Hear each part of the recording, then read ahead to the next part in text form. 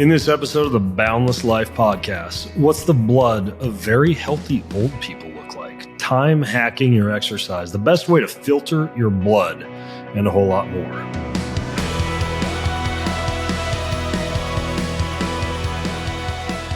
Welcome to the show. Let's get the elephant out of the room right away. I did not just swallow a frog for breakfast.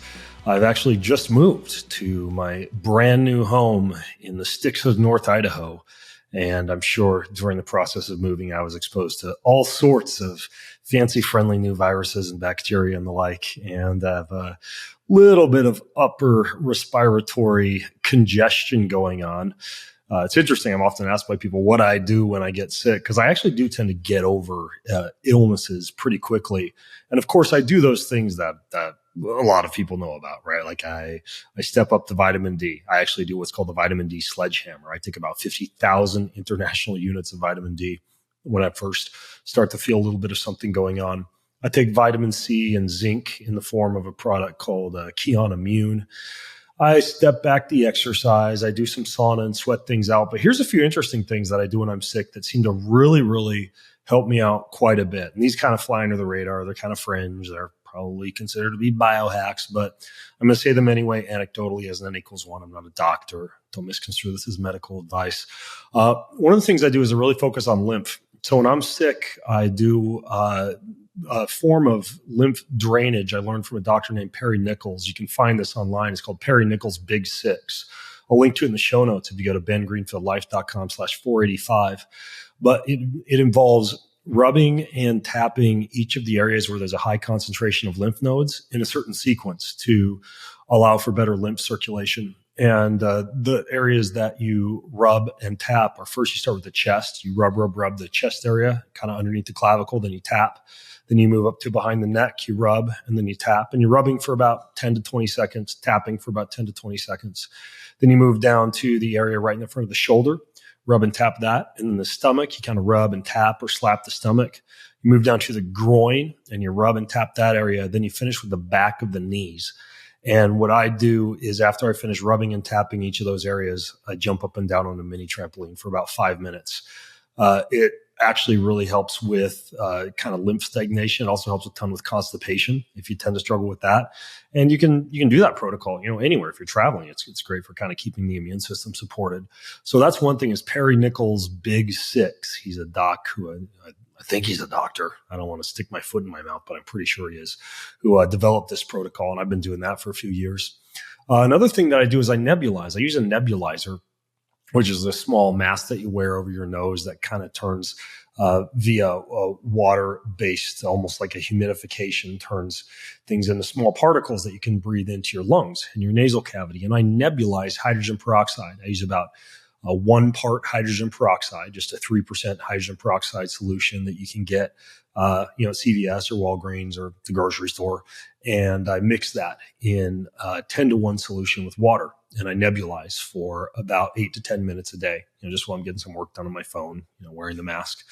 The third thing that I do that's interesting, and you got to have a little bit of equipment to do this, but I have the whole home ozone package from a company called Simply O3. I interviewed their founder, Micah Lowe, on a podcast, which I'll also link to in the show notes. Fascinating podcast about how ozone is one of the best things you can have in your home first aid kit protocol. But their new kit comes with headphones that you put over your ears, and it directs ozone directly into the sinus cavities and the eustachian tubes via the ears. So it's specifically indicated or used, at least this is the way I use it, for upper respiratory tract infections. You can also drink ozone water. You can do ozone rectal insufflation. Everybody loves that. But the ozone ear headphones are absolute game changer. Very, very simple way to deliver ozone in through the ears. And then the last thing that is, I think, very powerful that flies under the radar is there's a peptide, one of the best immune supporting peptides I know of. You inject it when you start to feel sick. You inject it when you are sick. It can lower the duration of the sickness and also really support the immune system. It's called thymosin alpha 1. And I inject about 1 milligram a day during the time that I'm not feeling well. So despite my throat feeling like I've been punched repeatedly by an entire Hell's Angel squad in my neck and simultaneously have some kind of a horrific virus, I actually feel pretty good. But those are a few of the things I do: is the lymph circulation, the vitamin D sledgehammer, nebulizing hydrogen peroxide. I use ozone, and then I also do the thymosin alpha-1 peptide. So this is one of those shows where I don't have a guest. I just go over some of the most interesting things that I came across this week. If you have a question that you want me to answer, and I will answer a question as a part of this show, you can go to bengreenfieldlife.com and ask a question there. Or you can go to the show notes for this show at bengreenfieldlife.com/485. Read the show notes, which are always very helpful. But you can also leave a question there. And I always reply to one or two at least on these shows. But first, I want to get into some of the latest news flashes and the interesting things that I've found around the internet this week that I think will make your life better and hopefully make you a little bit healthier. So let's jump in. A study came out that actually looked at a bunch of centenarians, a 35-year follow-up of what's called the Swedish Amorous cohort. So what this means is from about 1985 through 1996, they followed these people, or starting during 1985 to 1986, they started following these people using blood-based biomarkers in a Swedish registered data for 35 years. They looked at metabolism, inflammation, the liver, renal, anemia, nutritional status. So what they specifically were analyzing was these people who lived at least up until their 100th birthday, and what these so-called centenarians displayed in their blood and their biomarker values as things that really stood out that we saw them showing when they did blood tests. So the study analyzed 12 different blood biomarkers spanning metabolism, inflammation, liver function, kidney function, anemia, nutritional status, et cetera. So they looked at total cholesterol, right? A measurement of all the cholesterol of your blood, the HDL, the LDL, et cetera. And the relevance there is that higher cholesterol levels in centenarians can actually indicate better lipid metabolism and cell membrane stability, meaning they wouldn't actually look for lower cholesterol values. They would actually look at higher cholesterol values, which is interesting. Iron, a mineral that, of course, helps with hemoglobin carrying oxygen in the blood, and higher iron levels, even though they can be an issue if they're in excess or they're being absorbed improperly, can indicate better nutritional status and oxygen support. They looked at glucose, as you would probably not be surprised by. Lower glucose levels in centenarians would typically suggest better blood sugar regulation, so reduced risk of diabetes, oxidation complications, atherosclerosis related to high blood sugar, et cetera. They looked at creatinine, which is a waste product that's formed by metabolism, filtered out by the kidneys. And yeah, you are going to see higher creatinine levels if you use, say, creatine on a regular basis or you're exercising very hard. But painting with a broad brush, relatively low levels would reflect better kidney function and possibly reduced muscle breakdown. So they looked at uric acid, which is a waste product that forms when your body breaks down purines, which are something that you find in food and in cells. Lower levels of purines would indicate a reduced risk of gout and also reduced risk of oxidative stress. So they looked at that. They looked at liver enzymes, AST, ALT, and one called GGT. So we got a aspartate aminotransferase, gamma glutamyl transferase, and alkaline phosphatase. There will be a quiz on this afterwards. So AST, GGT, and ALP. Lower levels of these would reflect better liver function, less tissue damage. For the alkaline phosphatase, lower levels could also indicate better bone health. So they looked at each of those. A few others, just a couple more here. Lactate dehydrogenase, that's an enzyme involved in energy production. It's released when cells are damaged. Lower levels of that could indicate reduced cell damage and better overall health. And then finally, total iron binding capacity, TIBC. That's a measurement of your blood's capacity to bind and transport iron. Lower levels of TIBC can reflect also more stable iron metabolism and potentially reduced inflammation. So those are the things that they measured and the reason that they measured those. So what did they find? Well, no huge surprises here. Maybe some surprises, especially the first one. Centenarians displayed favorable biomarker profiles from the time they started measuring them, about age 65 onward, up to and past 100 years old. These folks had higher total cholesterol. Now, that doesn't mean the cholesterol is atherosclerotic, right? Like you could have high total cholesterol and have a really good lipid profile. Low triglycerides, high HDL, low blood glucose, low ApoB, low Lp(a), low cholesterol particle size, and the total cholesterol being elevated in and of itself would not be an issue. And sure enough, these people had higher total cholesterol levels. I'm not saying there's no law of diminishing returns, but higher would mean in many cases slightly above 200 or close to 200. So they also had higher iron levels. And again, you want to be careful with iron. More is not necessarily better, especially if you're seeing high iron levels along with high levels of inflammation and oxidation. But for the most part, iron as a way to help carry oxygen through the body and as an indicator of good nutritional status. That's another one that was up. What was low? Well, glucose was low. Creatinine was low. Uric acid was low. All those liver enzymes I mentioned, AST, GGT, and ALP were low. Lactate dehydrogenase was low. And total iron binding capacity was actually low. And remember, lower TIBC reflects better iron metabolism and reduced inflammation.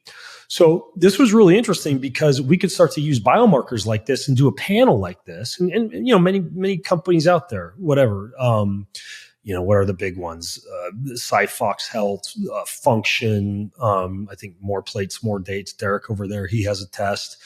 Inside Tracker, Wellness FX. There's a lot of different companies. I think Thorne actually took over Wellness FX, but not that hard to test these biomarkers from your own home, right? And so you can get a panel like this. And if you're really interested in longevity, you could actually go to the show notes, take that total list, bring it into your doc and say, hey, I want to test these twice a year and keep track of my values. And if you start to see one of those values really erring, it's something you may want to pay attention to now that we have some big data that associates specific blood markers with longevity. So understanding these biomarkers can provide, in my opinion, a really good roadmap for identifying actionable interventions to promote health and extend lifespan. Plus, who doesn't love to give blood? It's a blast. I hear it's good for you, actually, to donate blood. It can lower the harmful iron levels if they're too high a little bit. So especially if you're a guy.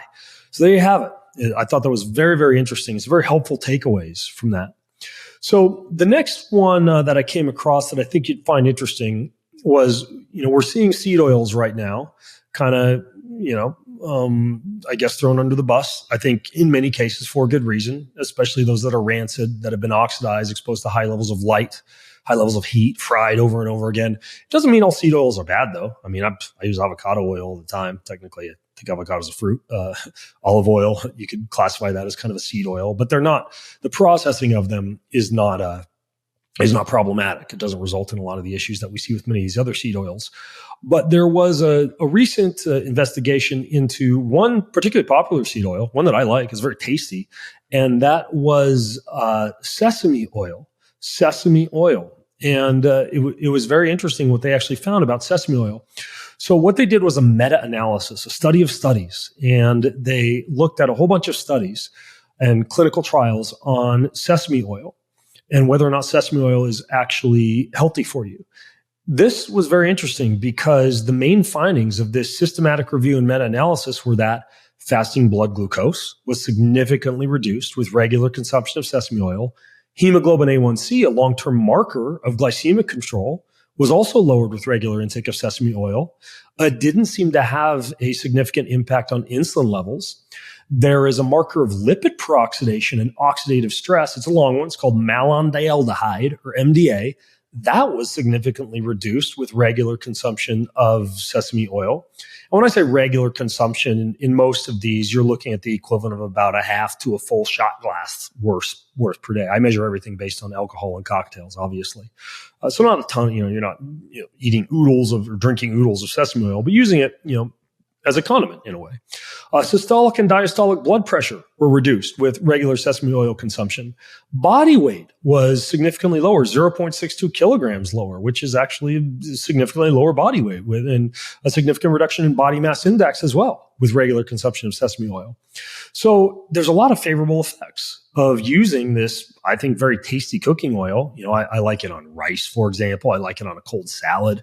Oxidative stress, blood pressure, blood lipids, inflammation, they all seem to respond very favorably to sesame oil. So we can't throw all seed oils under the bus. And there's a lot of components of sesame oils. I mean, phenolic acids, tannins, phytosterols, saponins, flavonoids, alkaloids, all sorts of helpful compounds in sesame oil that I think would cause it to have these type of effects.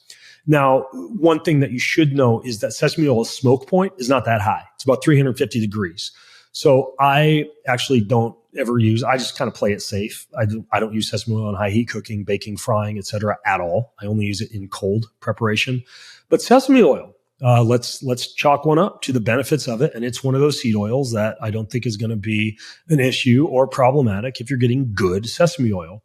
I can't say that I'm super brand specific. As a matter of fact, I tend to consume whatever my wife happens to have purchased from the grocery store.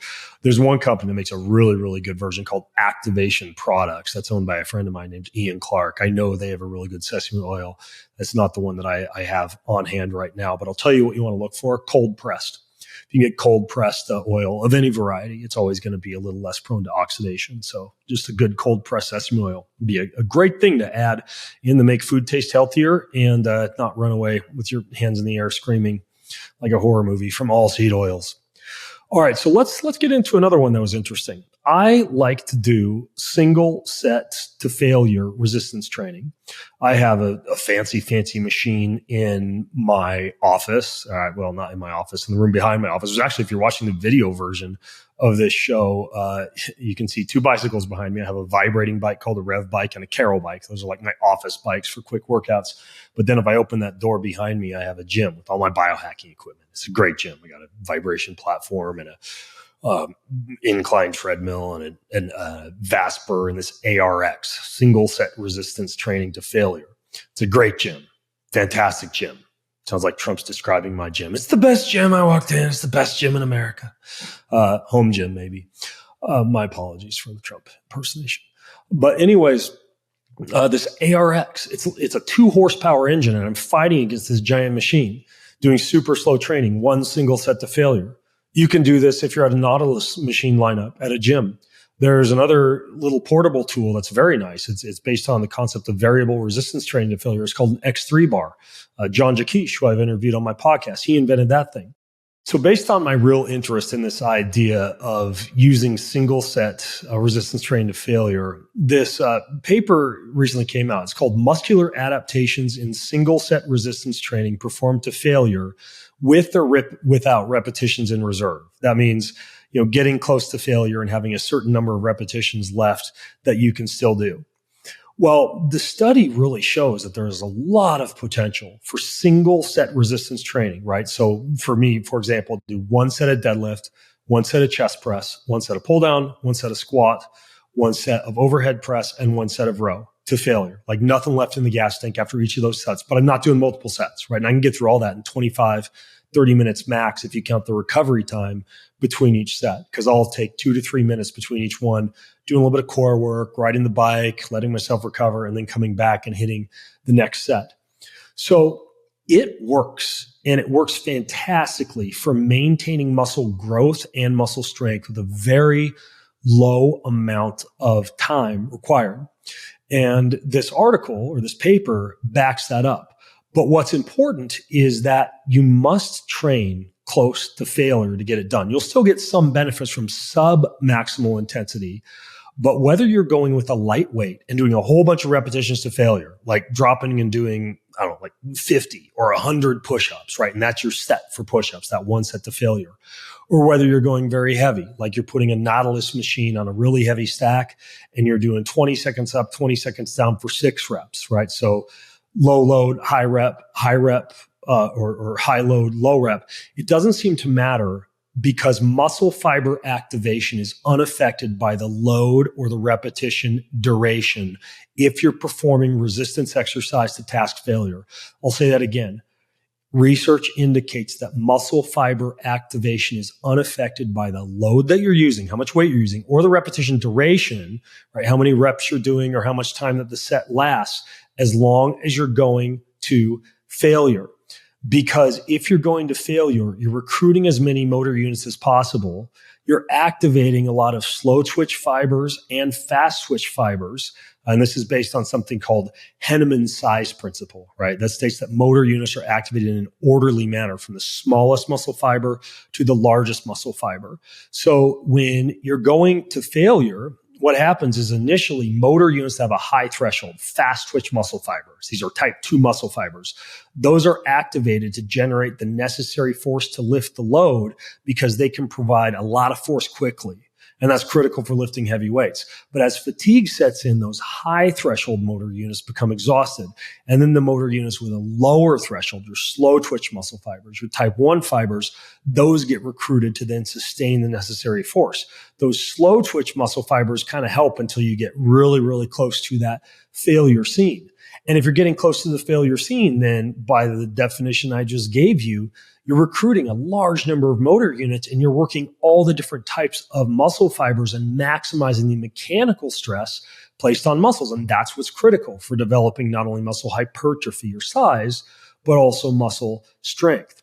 So if you're training with let's say 0 reps in reserve or 0 RIR, that means you've reached complete failure by the end of the set and you can't perform another repetition.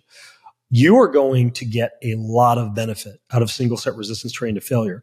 But they've even shown that you can get pretty decent results with this approach if you're going hard, even with 2 RIR.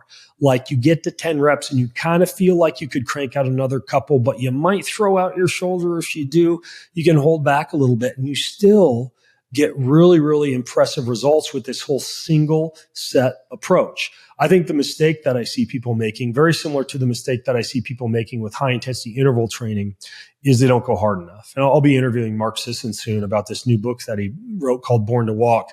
He gets into this concept. I've talked about it in a lot of previous articles. High intensity interval training is not CrossFit or F45 or whatever it's called for an hour. Right? High intensity interval training would be basically like balls to the wall for 30 seconds, as hard as you can go, and then a full luxurious recovery of 4 minutes, and then doing that again. Not going at a medium hard pace with lactic acid coming out your eyeballs, but you can sustain it for an hour. True high intensity interval training is boom, boom, boom, hard, hard, hard, long rest, and then it's done. Right. So with resistance training to failure or single set resistance training to failure, the problem I see is people think they're going to failure, but they're trying to squeeze too much into the workout. They're not really going to failure, or else they're starting the set already exhausted from whatever they did before. But doing each set fresh, making sure the muscles are ready, you're warmed up, and then just going in hard. And again, something like I do, 1 deadlift, 1 chest press, 1 pull down or pull up, 1 squat, 1 overhead press, and 1 row. And I can get in and out super duper quick. And the nice part is there's a great book called Body by Science by author Doug McGuff, is that you also get a really, really nice increase in blood pressure and a cardiovascular stimulus when you use this form of training. So I really like that paper because it kind of backed up a lot of the stuff that influences how I train. I think it's a great training method. All right. Prepare for controversy. I don't want to scare you guys off. But there was a recent study published in the Journal of Hazardous Materials. Now, I know microplastics are a big thing right now. A lot of people are concerned about them with right measure. Hopefully you aren't buying crappy coffee and drinking out of a styrofoam cup from 7-Eleven anymore. But I mean, gosh, receipts and toys, and it seems to be in everything. Well, here's the latest. New study published in the Journal of Hazardous Materials suggests that we're actually exposed to quite a few microplastics and what are called nanoplastics via the saline solution used in IV treatments. Yes, it's true. Plastic tubing attached to IV bags can serve as a pretty hefty exposure of microplastics, especially in the first 12 milliliters of fluid that passes through that fresh, never before used tubing when you get an IV, which is paradoxical because some of us aren't just getting an IV because we're sick. We're getting IVs to enhance health, longevity, get more nutrients and vitamins into our bodies, manage travel stress, et cetera. And because of the problem and the toxin load accumulated through repeated exposure to microplastics, this is concerning to me. And I think it's something that a lot more medical practitioners, even if you're listening in and you're one of those functional medicine docs or IV clinics, who I know as many of you listen to my show, this is something that you need to look into and be aware of. Especially consider DEHP, right? One of these forms of plastic. DEHP is something that can be carcinogenic, and paradoxically, IV bags are used to deliver it. It promotes drug resistance. It interferes with chemotherapy's ability to fight cancer, making cancer cells less likely to die, to autophage. And many people are getting IV bags and IV tubings to manage some of their cancer symptoms that contains a chemical that undermines the effectiveness of chemotherapy and could make the cancer worse or harder to fight. So they looked at a whole bunch of different IV bag manufacturers in this investigation: Braun, Fresenius Kabi, ICU Medical.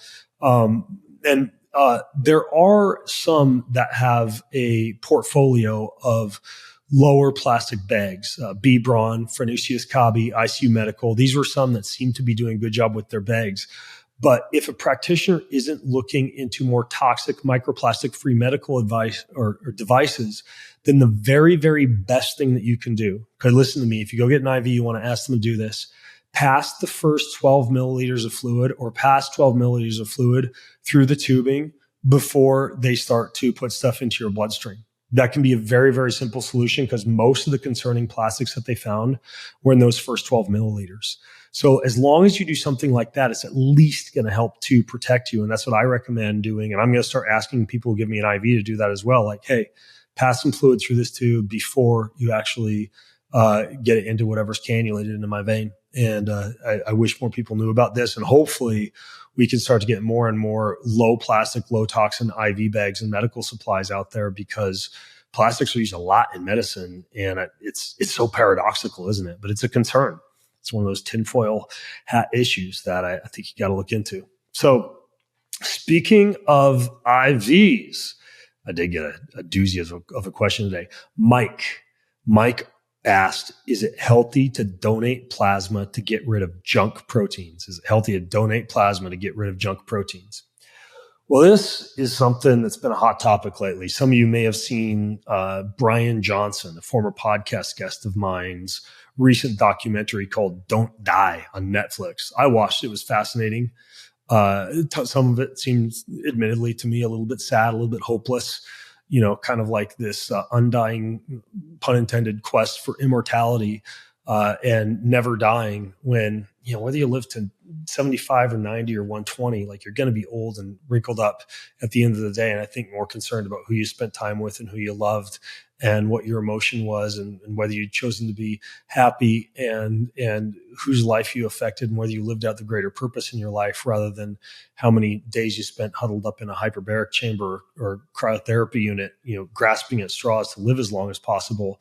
And yeah, this is coming from a guy who, I personally take maybe 60 supplements a day and I do a lot of stuff to increase longevity, but I try to be balanced in my approach. And I do it just so I can feel really good and go play tennis like I am with my sons tonight and go on hikes and go hunting and do all those things that I love to do. I don't do it just because I want to win the live as long as possible Olympics. But a part of that documentary to get out of this rabbit hole involved Brian receiving young plasma from his son and Brian donating young plasma, his own plasma, to his father. And there are all sorts of different ways that you can kind of get a so-called oil change for the body. There are three that I find myself recommending more and more often these days, and I want to walk you through them. I'm going to rank them in what I think is the highest order of effectiveness, low to high order of effectiveness. So the first is ozone plasmapheresis. So here's how this works. You extract the blood of a patient or client, you separate the plasma, and then you treat the plasma with ozone, O3 gas, via a special ozone infusion unit before it goes back into your body. So the blood comes out in little bits, or even just a little bit of blood comes out, gets ozonated and goes back in. So ozone, that's an oxygen molecule, a triatomic oxygen molecule. So O3, triatomic. And that's a potent oxidizing agent. So when it's introduced into plasma, it helps to control oxidative stress. It stimulates the body's antioxidant defense responses. It modulates the immune response.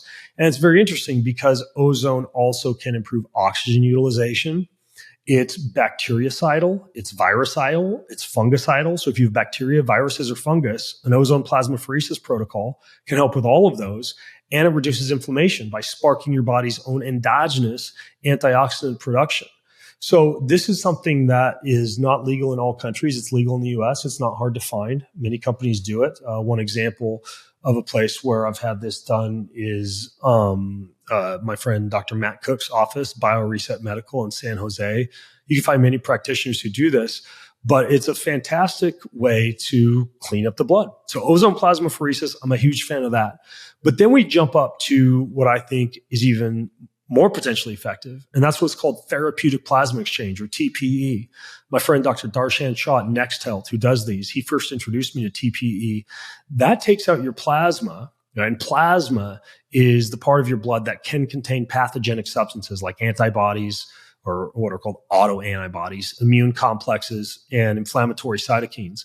So they take the plasma out and then they take healthy albumin or healthy donor plasma, right? And they replace your plasma with that substitute plasma, and then it goes back into your body. Now, they also give you special IVs afterwards to replace some of the minerals and other things that you might lose when you're doing that plasma donation. This is very effective in autoimmune disease management. Some people will even use it for Lyme, mold, etc. Toxin removal, you eliminate toxins, a lot of metabolic substances. It's very quick alleviation of symptoms in many cases. Typically, you got to do it like 4 or 5 times as far as the oil change goes, but they'll use it for neurologic disorders. I've even seen it indicated for dementia, Alzheimer's, etc., renal disorders, blood disorders, infections, etc. And that one's called a therapeutic plasma exchange, or TPE. As you can imagine, none of what I'm describing to you is very inexpensive. Like an ozone plasmapheresis, I believe the last time I checked, you're paying anywhere from 1.5K forward for that. Therapeutic plasma exchange, I think, is 4K plus. And this last one, I'm going to tell you, this is a brand new kid on the block. Behind the scenes, a lot of biohackers and big names in health who you probably know have been slipping down to Tijuana to do this. I did it also.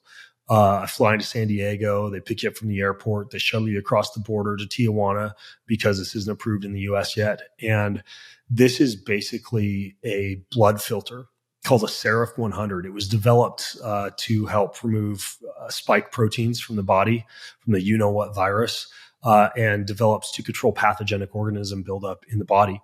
So it's what's called an, brace yourself, extracorporeal hemoperfusion device. So it's designed to remove pathogens directly from the bloodstream. So the way this Seraph filter works is it has these polymer beads, and they're coated with something called heparin. Now, heparin mimics the same thing that's lining your blood vessels, what's called the endothelial glycocalyx of your blood vessels.